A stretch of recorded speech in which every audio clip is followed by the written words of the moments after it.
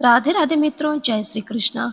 आज आप श्रवण करेंगे निर्जला एकादशी व्रत कब रखा जाएगा। निर्जला एकादशी व्रत सभी एकादशियों में सबसे महत्वपूर्ण, सबसे कठिन माना जाता है। इस दिन दान पुण्य करने का विशेष महत्व शास्त्रों में बताया गया है कि इस व्रत को करने से आपको पुण्य और मोक्ष दोनों की प्राप्ति होती है। आइए जानते हैं निर्जला एकादशी व्रत की डेट महत्व के बारे में। निर्जला एकादशी साल भर की प्रमुख एकादशी तिथियों में से एक मानी जाती है। निर्जला एकादशी का व्रत सभी एकादशियों में सबसे कठिन माना जाता है। इस व्रत को बिना पानी पिए निर्जला व्रत रखा जाता है, इसलिए यह व्रत सभी एकादशियों में सबसे कठिन माना जाता है। निर्जला एकादशी का व्रत इस बार 18 जून को रखा जाएगा। 19 जून को व्रत का पारण किया जाएगा। पौराणिक मान्यताओं के अनुसार बताया गया है कि इस व्रत को भीम ने भी रखा था, इसलिए इस व्रत को भीमसेनी एकादशी के नाम से भी जाना जाता है। कहते हैं कि इस एकादशी का व्रत करने से भगवान विष्णु शीघ्र प्रसन्न होते हैं और आपका हर कष्ट दूर करते हैं। आइए जानते हैं निर्जला एकादशी व्रत का शुभ मुहूर्त, महत्व और पूजा विधि। विष्णु पुराण के अनुसार निर्जला एकादशी का महत्व बहुत ही खास माना जाता है कि इस एकादशी का व्रत करने से आपको सभी एकादशियों का व्रत का फल प्राप्त होता है। बताया जाता है कि 5 पांडवों में से एक भीम ने निर्जला एकादशी का व्रत बिना पानी पिए भगवान विष्णु का व्रत किया था, इसलिए उन्हें मोक्ष और लंबी आयु की प्राप्ति हुई थी। इसलिए इस व्रत को भीमसेनी एकादशी भी कहा जाता है। इस व्रत को करने से आपके घर में पैसों की तंगी भी खत्म होती है और माँ लक्ष्मी की विशेष कृपा बनी रहती है। निर्जला एकादशी का शुभ मुहूर्त। निर्जला एकादशी का आरंभ 17 जून को सुबह 4:43 से हो जाएगा और इसके बाद 18 जून को सुबह 6:24 तक रहेगी। निर्जला एकादशी का व्रत 18 जून को रखा जाएगा और इस व्रत का पारण अगले दिन 19 जून को दान पुण्य करने के बाद होगा। निर्जला एकादशी की पूजा विधि। एकादशी के दिन सुबह जल्दी स्नान करके दिन का आरंभ सूर्य को जल चढ़ाकर करें। मन ही मन भगवान श्री विष्णु और माता लक्ष्मी का स्मरण करते हुए अपने मंदिर की साफ सफाई कीजिए। फिर व्रत करने का संकल्प करें। लकड़ी की चौकी पर पीला कपड़ा बिछाकर भगवान श्री विष्णु और माता लक्ष्मी की मूर्ति स्थापित करें। मूर्ति को गंगा जल स्नान करवाएं और उसके बाद भोग आरती के साथ पूजा विधि से पूजा करें। भगवान को पीले फल, पीले फूल, पीले अक्षत और माता लक्ष्मी को खीर का भोग लगाएं। विष्णु सहस्त्र नाम और विष्णु चालीसा का पाठ करें। फिर पूरे दिन श्रद्धा भाव से भगवान का व्रत करें और पूजा पाठ में मन लगाएं। प्रिय श्रोताओं, आइए श्रवण करते हैं एकादशी व्रत का इतिहास। एक बार बहुभोजी भीमसेन ने व्यास जी के मुख से प्रत्येक एकादशी को निराहार रहने का नियम सुनकर विनम्र भाव से निवेदन किया कि महाराज, मुझसे कोई व्रत नहीं किया जाता। दिन भर बड़ी तीव्र क्षुधा बनी ही रहती है, अतः आप कोई ऐसा उपाय बताएं जिसके प्रभाव से स्वतः ही सद्गति हो जाए। तब व्यास जी ने कहा कि तुमसे वर्ष भर की संपूर्ण एकादशी नहीं हो सकती तो केवल एक निर्जला एकादशी कर लो, इसी से साल भर की एकादशी करने के समान फल प्राप्त हो जाएगा। तब भीम ने वैसा ही किया और स्वर्ग को गए, इसलिए यह एकादशी भीमसेनी एकादशी के नाम से भी जानी जाती है। निर्जला एकादशी का महत्व। निर्जला एकादशी यानी बिना जल ग्रहण किए और उपवास रखकर किया जाता है, इसलिए यह व्रत कठिन तप और साधना के समान महत्व रखता है। हिंदू पंचांग के अनुसार वृषभ और मिथुन संक्रांति के बीच शुक्ल पक्ष की एकादशी निर्जला एकादशी कहलाती है। इस व्रत को भीमसेन एकादशी या पांडव एकादशी के नाम से भी जाना जाता है। पौराणिक मान्यता है कि 5 पांडवों में से एक भीमसेन ने इस व्रत का पालन किया था और बैकुंठ को गए थे, इसलिए इसका नाम भीमसेनी एकादशी भी हुआ। सिर्फ निर्जला एकादशी का व्रत कर लेने से अधिक मास की 2 एकादशियों सहित साल की 25 एकादशी व्रत का फल मिलता है। जहां साल भर की अन्य एकादशी व्रत में आहार संयम का महत्व है, वहीं निर्जला एकादशी के दिन आहार के साथ ही जल का संयम भी जरूरी है।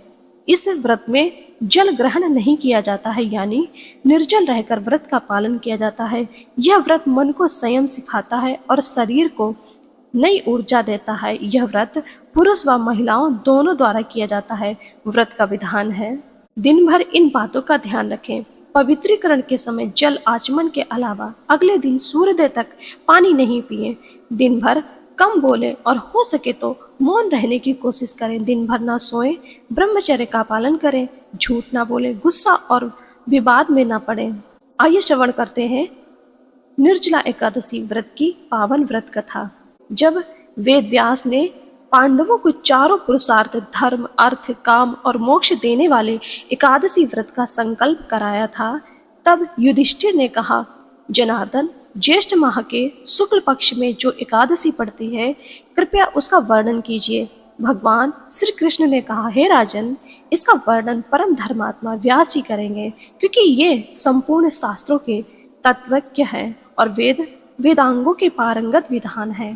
तब वेद व्यास जी कहने लगे, कृष्ण और शुक्ल पक्ष की एकादशी में अन्न खाना वर्जित है। द्वादशी को स्नान करके पवित्र होकर फूलों से भगवान केशव की पूजा करें। फिर पहले ब्राह्मणों को भोजन देकर अंत में स्वयं भोजन ग्रहण करें। यह सुनकर भीमसेन बोले, परम बुद्धिमान पितामह, मेरी उत्तम बात सुनिए। राजा युधिष्ठिर, माता कुंती, द्रौपदी, अर्जुन, नकुल और सहदेव ये एकादशी को कभी भोजन नहीं करते तथा मुझसे भी हमेशा यही कहते हैं कि भीमसेन एकादशी को तुम भी ना खाया करो, परंतु मैं उन लोगों से यही कहता हूँ कि मुझसे भूखा नहीं रहा जा सकता।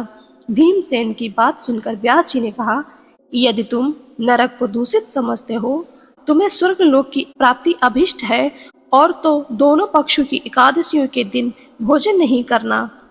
भीमसेन बोले, महाबुद्धिमान पितामह, मैं आपके सामने सच कहता हूँ, मुझसे एक बार भोजन करके भी व्रत नहीं किया जा सकता, तो फिर उपवास करके मैं कैसे रह सकता हूँ।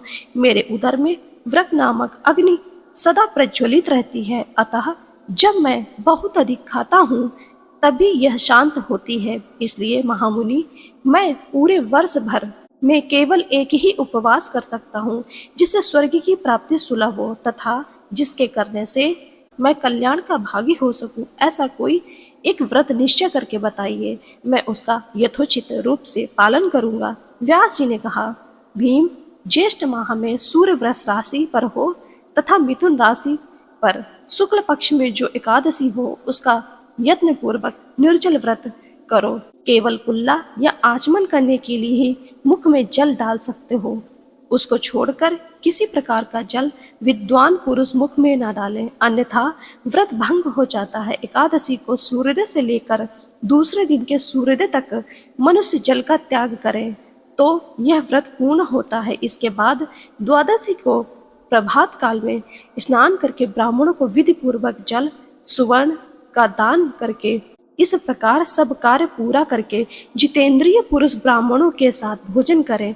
वर्ष भर में जितनी एकादशियां होती हैं, उन सब का इस निर्जला एकादशी से मनुष्य फल प्राप्त कर लेता है।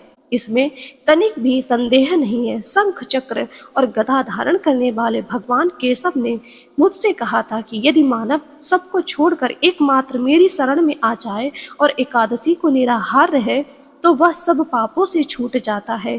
कुंती नंदन, निर्जला एकादशी के दिन श्रद्धालु स्त्री पुरुषों के लिए जो विशेष दान और कर्तव्य विहित हैं, उन्हें सुनो।